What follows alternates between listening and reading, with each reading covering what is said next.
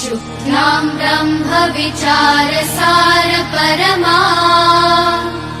आद्यां जगद्व्यापिनी वीणा पुस्तकधारिणीम् अभयदा जाड्यान्धकारापहा हस्ते स्फाटिकमालिकां विदधती पद्मासने संस्थिता वन्दे तां परमेश्वरीं भगवती बुद्धिप्रदां शारदाम्।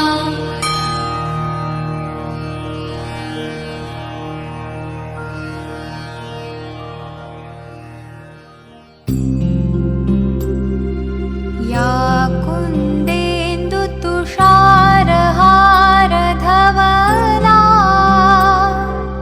या शुभ्रवस्त्रावृता या वीणावरदण्डमण्डितकरा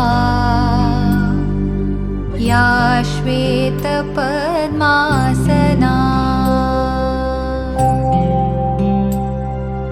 या ब्रह्माच्युतशङ्करप्रभृतिभिः देवैः सदा वन्दिता सा मां पातु सरस्वती भगवती निःशेषजाड्यापहा।